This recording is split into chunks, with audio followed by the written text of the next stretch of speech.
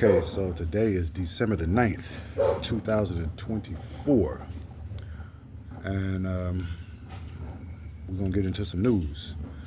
As we all should know by now, Assad, the Syrian government, has fallen. I hate to report that story because we keep going through this, man. Until NATO, the United States, and its satellite states, its vassal states, until they are defeated militarily and this government no longer exists, we're going to continue to have these color revolutions and overthrowing of governments, destabilization of governments, political assassinations, all of that stuff. So we're going to get into this story, and this story is titled "Rebranded Al-Qaeda Takes Over Syria and Big Win for U.S., Israel, and Turkey." And again, I'm going to introduce you to General Bakshi. That's my boy. Listen very, very carefully to his words. If you've been following my videos with any type of attentiveness,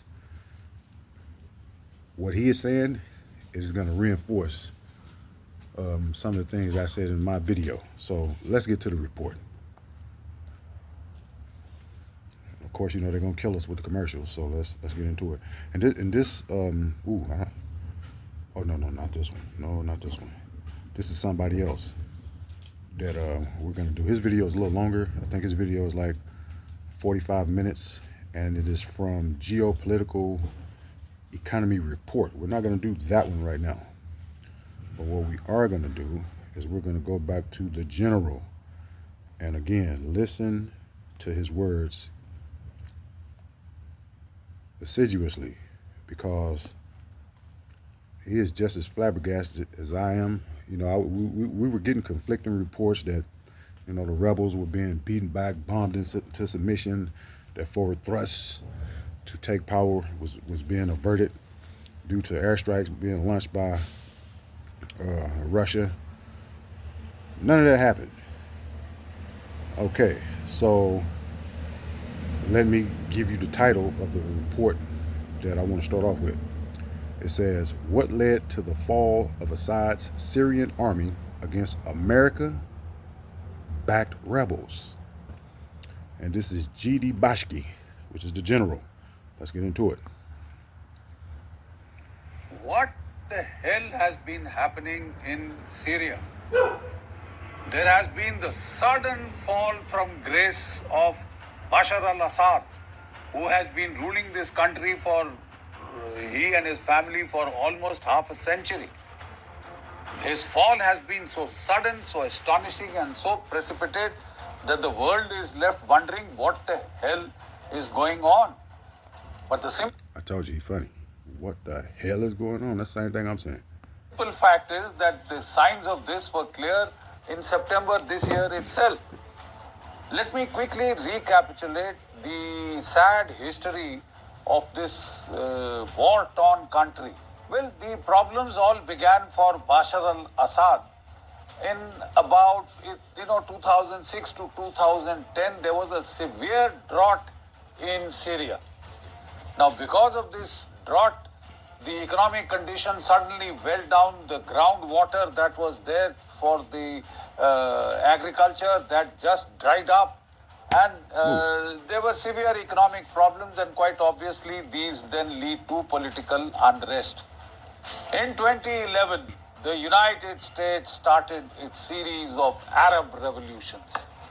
You already said the United States started its series of Arab revolutions. And he's going to name a few countries. I named a few countries. I did say Egypt, Libya. I totally forgot about Tunisia, but let's continue. The Arab Spring, as it was called. It started with Tunisia, then it went on to Egypt, and then it went to Egypt when they overthrew Mubarak. I remember that. It went on to try to create a massive civil war in Syria. In the name of freedom, these Arab Springs were launched. Now they have all melted away without a trace. They are back to authoritarian governments, and most of these instigators of the Arab Spring are either in Europe or in America. The Arab. You hear that? Most of the people who drafted up the blueprint to overthrow these governments are located in Europe and America. And he's talking about the ruling class. Citizens who had led these so-called democratic revolutions. But the simple fact is that in Syria, it erupted into a savage civil war. Initially, there was the Syrian Free Army, which had raised the banner of revolt against Assad, and then it had fled into, formed a government in exile in Turkey, and from there it was trying to shape events in Syria proper. But then it was not very effective, and soon it was taken over. The resistance fighting was taken over by, Al-Nusra group, Jabal al-Nusra, which was mostly composed of the ISIS and the Al-Qaeda, right? And then in the fierce civil war that followed, the ISIS and Al-Qaeda gained center stage. They became the main opposition. The ISIS charged into Raqqa and established a caliphate of sorts. They had parts of Iraq, parts of Syria, and they had established their caliphate. They had huge oil revenues, and we all know what happened and how they spread radicalization across the globe, and turned out to be one of the most vicious jihadi movements in recent history, right? But the simple fact of the matter is that, then a lot of foreign powers started interfering into this. Turkey was already interfering, while the Jabal al-Nusra, the Kurds, were aided by the Americans to fight against the Assad regime in Syria. There were people in the south fighting, they were backed by Saudi Arabia and some of the Gulf countries. The entire rationale for this had become that much more urgent because Europe had been cut off from its oil and gas from Russia, and therefore they wanted to have new supply routes, and for this Syria was needed, so Syria would have to fall. As simple as that. Some American companies decide the fate of nations. You hear what he said right there? He says some American companies decide the fate of nations. And who are these companies? Who are they backed by? He's talking about the most powerful corporations inside the country. That's what he's talking about. And all these corporations would be traced back to the American ruling class.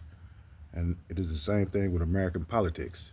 They control the fate of the country, not the government, not Donald Trump, not Kamala Harris. Well, she would have been disastrous. If you think Sleepy Joe was funny, she would have been so disastrous as a president.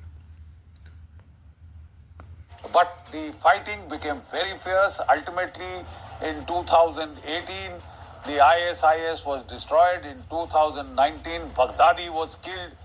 And then, of course, and all this happened because 2015, 2016, the Russians and the Iranians intervened in a big way to try and stabilize the Syrian regime of Bashar al-Assad.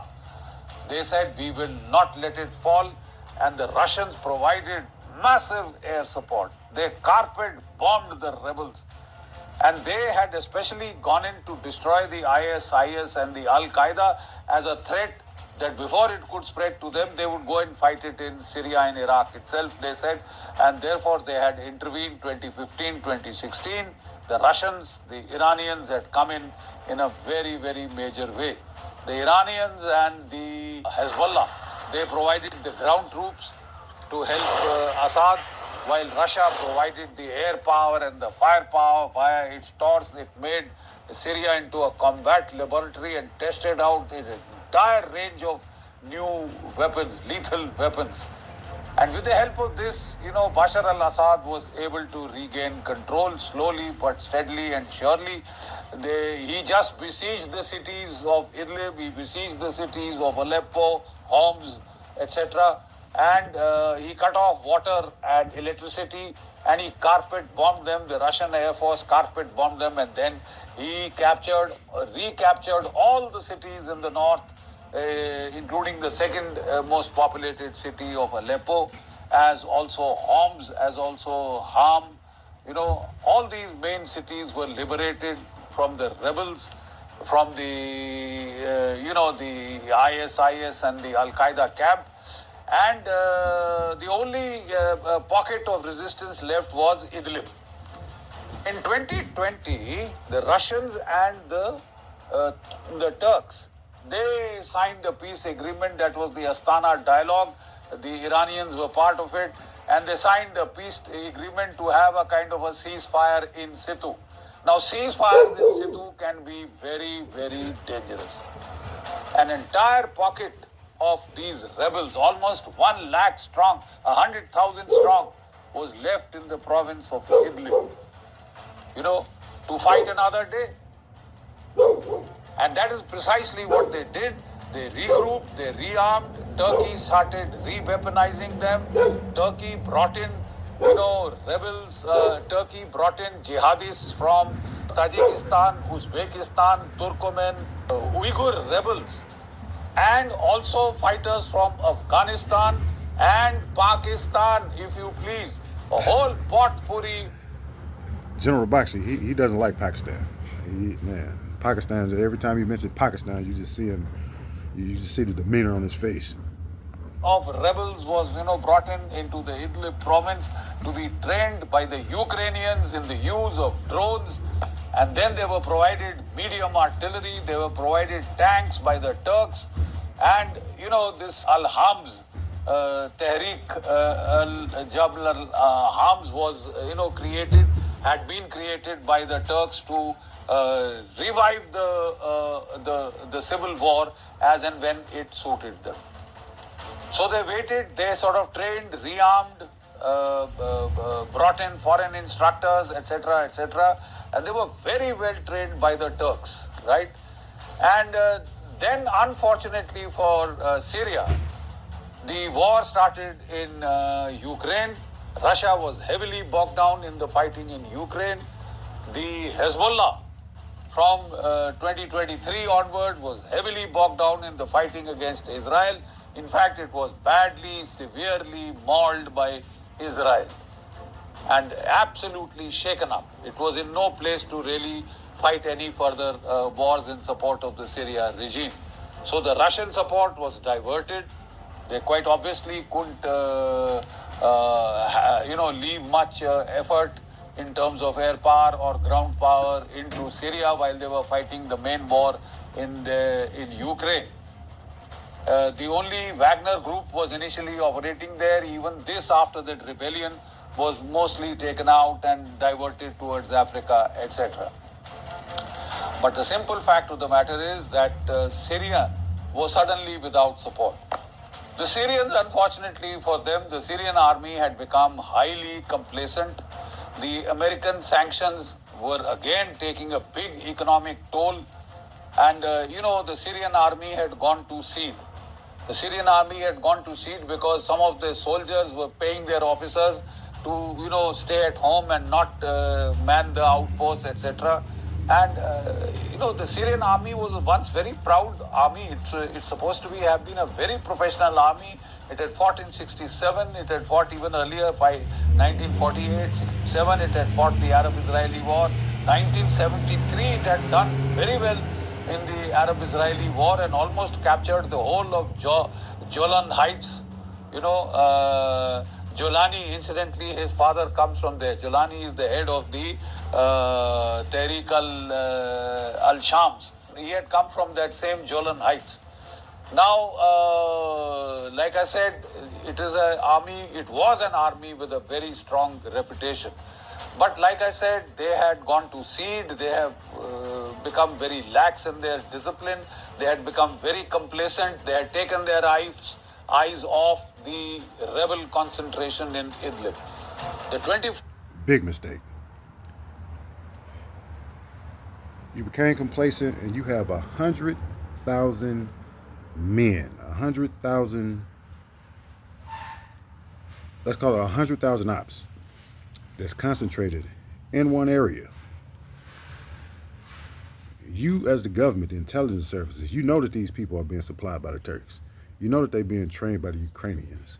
You know that they are being backed by America and Europe. So why would you not go on the offensive and destroy them? Never, ever do you allow a concentration of 100,000 men, like-minded men, with one agenda to slit your throat. You never let these people operate in an area that you don't control. Never. You always go after them on the offensive. They took advantage of the internal weaknesses. They took advantage of the international contradictions that exist. The war in Ukraine, the war in the Middle East is being fought on 2 or 3 fronts. You got a war against Hamas. You got the offensive against Hezbollah, right? You got the offensive against the Axis over in Iraq. They bombed in Syria. They kept bombing Aleppo, the airport, all that kind of stuff, man. This never should have happened.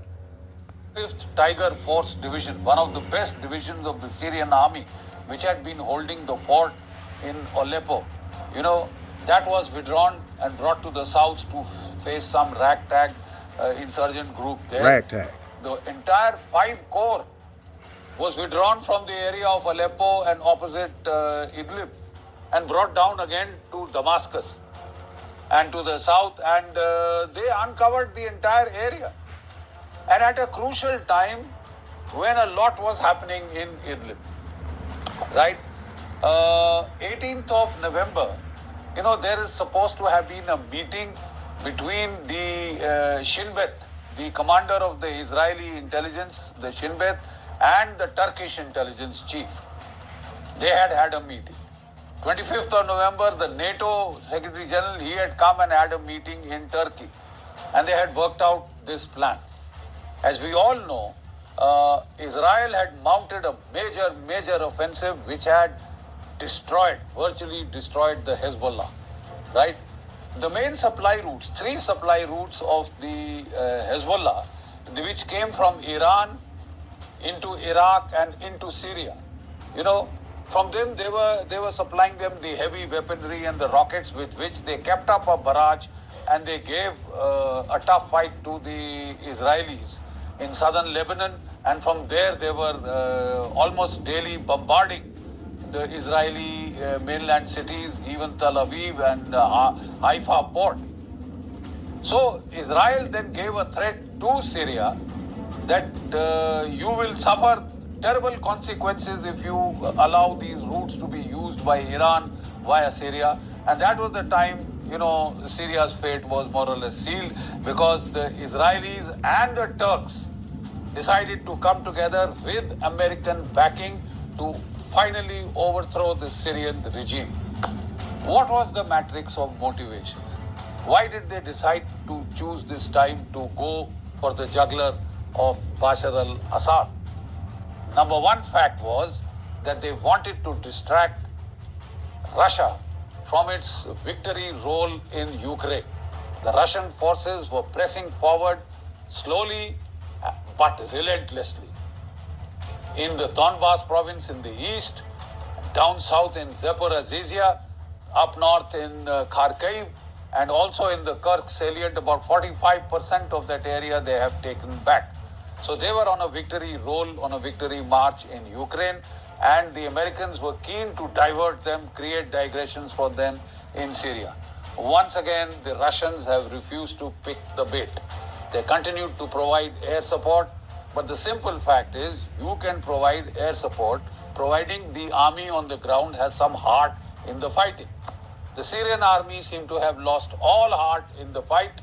Though the HTS had made thorough preparation, it had been re-weaponized by the Turks, and they had brought in, like I told you, a medley of jihadists from Uzbekistan, Tajikistan, also from Turkmenistan, and also from, the Uyghur rebels had been brought in, Afghans and the Pakistanis had been brought in. Ukrainian instructors had trained them in the use of FPV drones. And like I said, they had artillery and they had the armor to back them. So it is with this that the HTS then struck a major surprise offensive it launched against Aleppo.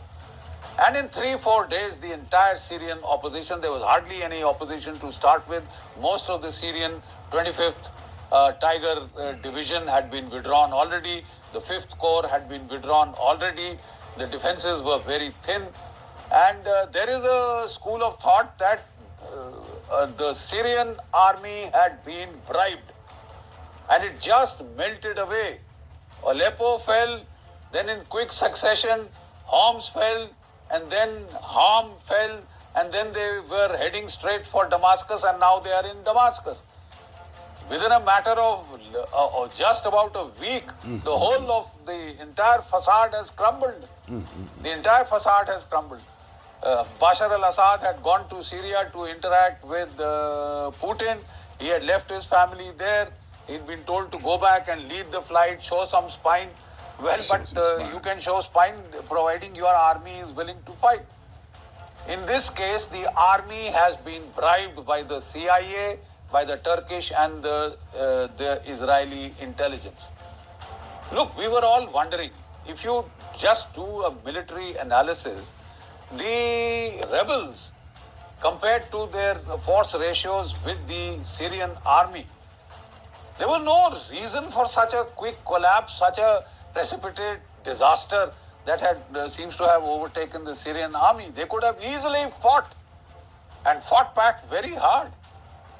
But this is precisely what had happened in Iraq in 2003. We were all anticipating that the Republican Guard divisions, 5 divisions of the Republican Guard, have a terrific military reputation. Had a terrific military reputation, and they were supposed to really fight in the inner ring. The outer ring was manned by the ragtag Iraqi army. That didn't hold up much to the Americans. So the inner ring was supposed to hold. But to everybody's astonishment, it just collapsed in a matter of days without any fight, without a semblance of a fight. Later it emerged that the CIA had simply bribed all the generals of the Republican Guard, and they had taken their troops away and they had marched out. They had betrayed their country. I mean, shameful indeed. On the promise that they would be given positions of power in the new dispensation. They were ruthlessly de-Baathified. They were all thrown out. And these are the people, these disgruntled people, these people who had been taken for a ride by the CIA, who later became the ISIS. And we all know the kind of damage that they did. Exactly the same has happened to all those military analysts who are wondering what happened to the Syrian army. They were bribed. They were bribed. And they did not even put up the semblance of a fight. Now, the rebel forces... They were bribed like black leadership in America is bribed. They don't put up a semblance of a fight. So-called are inside Damascus. They have taken over the presidential palace. Bashar al-Assad is supposed to have flown away in an aircraft that vanished from the radar screen, whether it has crashed or whether it reached the Russian base at Tortos/Latakia. We do not know as yet. Nothing is... Assad and his family they've been given political asylum in Russia, so he's in Russia. clear. We could equally have tried to flee to some of the Arab states. Egypt was prepared to give him shelter, so was Qatar, etc. All these Arab states had suddenly, they have welcomed him back to the Arab League. So they were prepared to give him shelter, but we do not know where exactly he is. So once again, it is essential to recapitulate what were the motivations for this sudden trying to dethrone the Assad regime. Like I said, one, very simple, was to distract Russia Rocco, from its you ongoing to the front battle line. in Ukraine. It has refused to be so distracted. It realized, it tried to give as much air support as possible, and when it realized that this wasn't working, it has simply gone and it has simply washed its hands off Bashar al-Assad, apparently. So has Iran, because that also could not commit much troops to the ground, because then they knew that they would invite a hell of a lot of Israeli and American air power application, which would do them a lot of damage, which could trigger a wider conflict, which they are quite seemingly quite eager to avoid. The Hezbollah has its hands full. It has been trying to survive in Lebanon. It would like to focus on Lebanon and not get distracted here. The Qataris are happy that they will get a route for a pipeline via Syria into Turkey and to Europe, so that they can make money and Europe can be compensated for the oil and gas it has lost from Russia. The Israelis are happy that they have now been able to cut the Iranian supply route to Lebanon which was coming via Syria. But have they gotten into a bigger problem with the new Sunni group, which is old Al Qaeda and ISIS, now in power in Syria? After all, in Gaza, they are Sunnis. The Palestinians are Sunnis. And what could this mean for them? Israel is now thinking of, trying to capture the Gaza Heights again, quickly get hold of the Gaza Heights and possibly send some Palestinians, throw them into this place. Now, so we have had a couple updates since the government collapsed.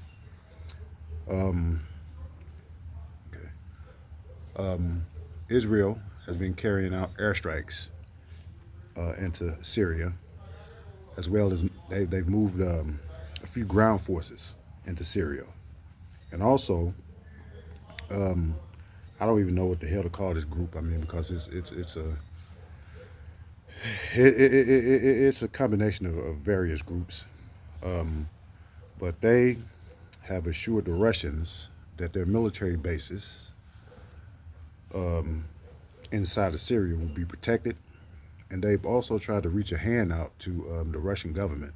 This particular group right here, it appears that they want to establish good relations with Russia. And as far as Israel is concerned,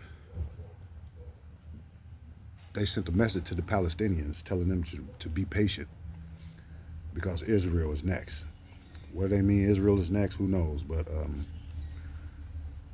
the Israelis are bombing them for a reason. And that reason is because, these people right here, again, this is a hardcore faction. And they are pro-Palestinian, anti-Israel, which we all should be. But yeah, the Israelis got a lot to worry about. And America, they think they're going to be able to come in and set up these supply routes and rob Syria of its gas and oil, natural resources. If I was this group, I would immediately move on those American military bases. I would totally crush those American military bases inside of Syria. It would be nothing left of them. The Iraqis should do the same thing. Crush the American military bases and make it harder for them to send their troops on the ground. Let them carry out their airstrikes. Airstrikes is not going to win a war. Let's not forget that in almost the 2 decades worth of the civil war, Syria, about 14 million people have been displaced. 5 million had gone to Turkey, about 2 million had gone to Europe, and about 9 million were displaced internally. About 600,000 Syrians have been killed, which includes about 400,000 civilians. I don't know of any country which has suffered as much in recent times. One hopes that at last the poor people of Syria will have some relief and succor and peace will last. But it looks very, very difficult. It's a potpourri of competing groups. There are the Kurds, there are the Sunni groups, the Salafi groups, there are the groups in the south, there are the Shia groups coming from Iran. There was the Hezbollah, which is operating there. this volatile mixture is likely to keep the pot boiling in Syria. So what he's saying is that you have all these competing interests. I mean, it's the same thing that happened in Libya. I mean, Libya happened, what, 11, 10, 12, 10, 11, 12 years ago, and they still don't have a central government that's stable enough to rule the country unopposed. So from all of the revolutions I've ever studied, even, one of the greatest revolutions to ever take place is, the Chinese Revolution.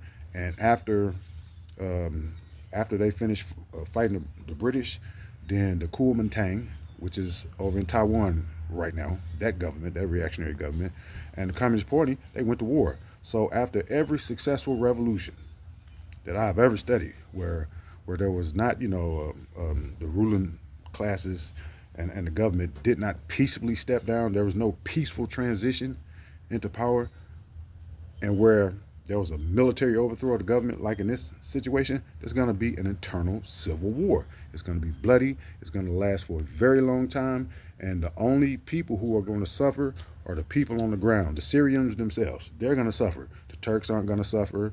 The Israelis, they might get the boot up their ass, but they deserve it. The Americans aren't going to suffer.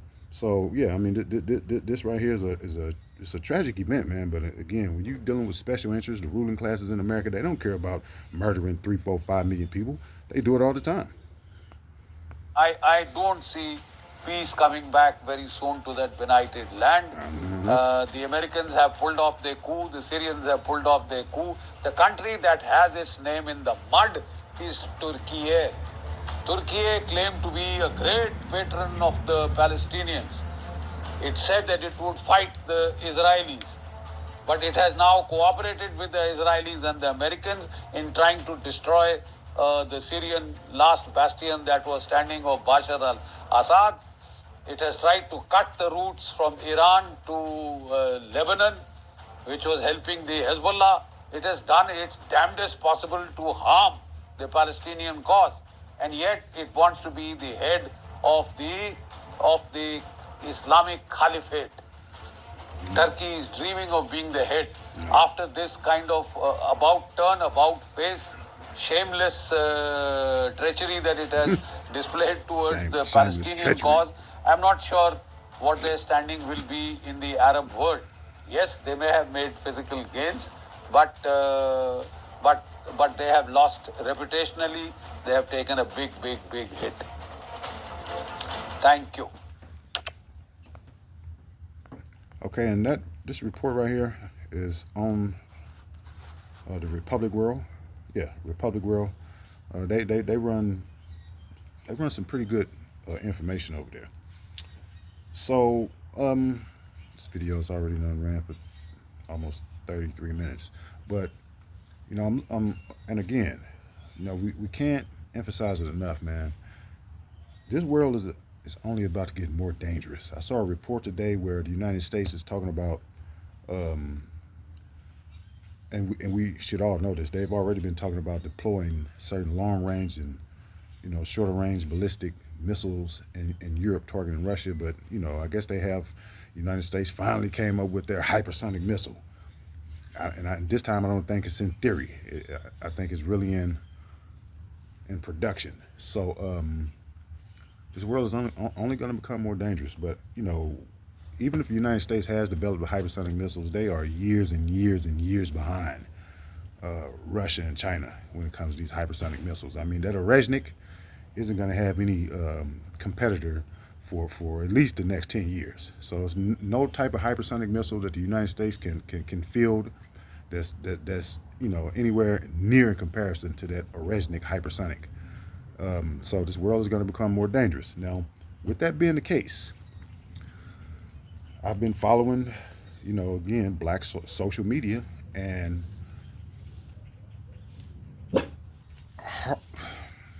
black social media, black America just can't get it together. Just for whatever reason, man, these people just can't get it together over here.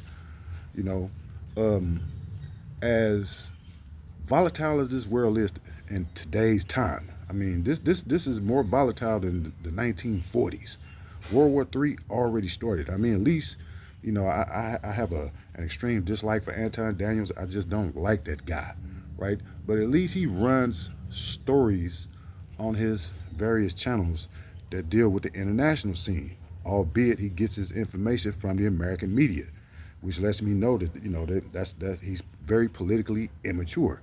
But he talks about things on his channel that some of these other you know, black social media platforms aren't talking about. And there are a couple other ones out there that talk about, you know, the volatility of the international community right now, but very few of the platforms that make up Black America, they're still regurgitating the same BS. You know, black woman being out of control. Yeah, we know the black woman out of control. Okay, put her ass in control. You know what to do to get her in control. You know, I wish I had an example. I show you a boot. You know what to do to get your women back into control. You know, they still crying because they lost the election. They didn't have a stake in it in the first place, and they can't blame Donald Trump for not appointing any of them to his cabinet. He never promised them that. So don't get mad at him, right? But only 2.5% of black social media platforms are reporting the things that we need to hear about. I don't give up. I don't care about your black entertainment world, your rappers. I don't care about what's happening to Lil Durk. I don't care about what's happening to P. Diddy and Jay-Z.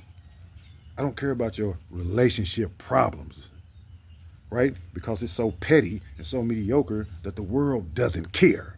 And you people act like y'all don't understand that.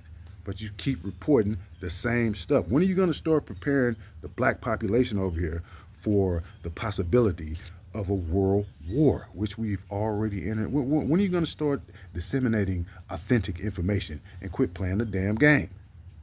So on that note, before I say anything else, this going to be unbecoming, because, you know, I can get explosive at times. I'm going to end this video. I might come back with another video. We got to get into the BRICS thing, right?